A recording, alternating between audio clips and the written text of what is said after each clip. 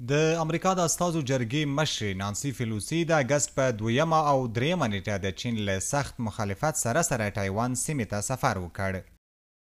په افغانستان کې د چین سفیر وانګ یو د دې سفر په اړه وایي چې د چین له سخت مخالفت سره تایوان سیمې ته د پیلوسي سفر دا په ډاګه کوي چې امریکا په ستوغه د چین په کورنیو چارو کې لاسوهنې کوي.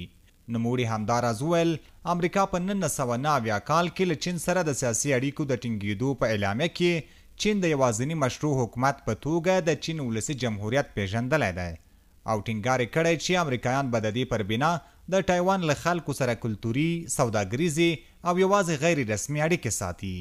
خو امریکایي حکومت بیا خپلې ټولې کړې ژمنې ماتې کړې او پر دې برسیره د استازو جرګې د مشرې نانسي پیلوسي له سفر ملاتړ کړی دی.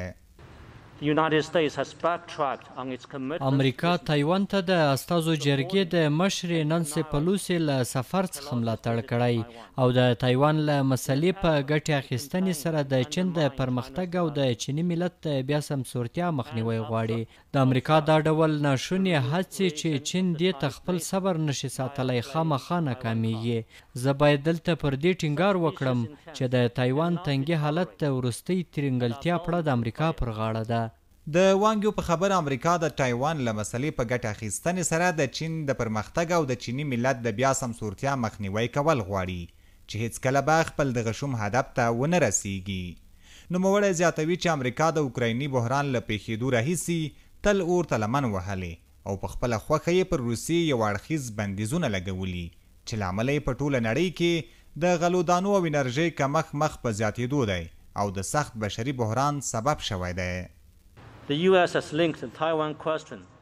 امریکا د اوکرایني بحران له پیښېدو راهیسې تل په اور کې تیل اچولې او په خپله خوښه پر روسیې یو اړخیز بندیزونه یې لګولې چې له امله یې په ټوله نړۍ کې د غلو دانو او انرژۍ کمښت مخ په زیاتېدو دی او د سخت بشري بحران سبب ګرځېدلی دی.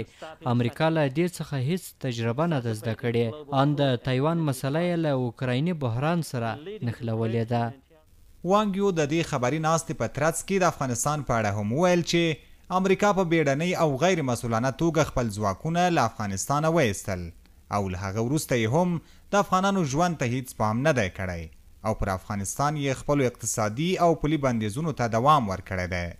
وانګیو همداراز د هغه مستند فلم په اړه چې د چین میډیا ګروپ لخوا جوړ شوی او د افغانستان پر یو شمېر ټلویزیونونو هم خپور شوی ویلي چې د ټپي په نوم په دغه مستند فلم کې د افغانانو ژوند ډیر ښه انځور شوی او دا هم په ډاګه ده چې په تیرو 20 کلونو کې امریکا د افغانستان لپاره څه کړي دي.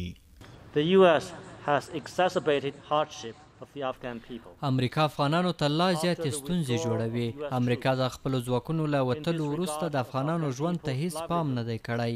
پر افغانستان یې خپلو اقتصادي او پولي بندیزونو ته دوام ورکړی او د افغانانو شتمنۍ یې کنګل او غلا کړې ده. د امریکا داسې کړنې په افغانستان کې د بشري ناورینونو د سختوالي سبب ګرځېدلې دي. که څه هم افغانان شتمني لري خو د هیڅ ناورین ژغورونکي توکي او د ژوند لومړني توکي نشي اخیستلی.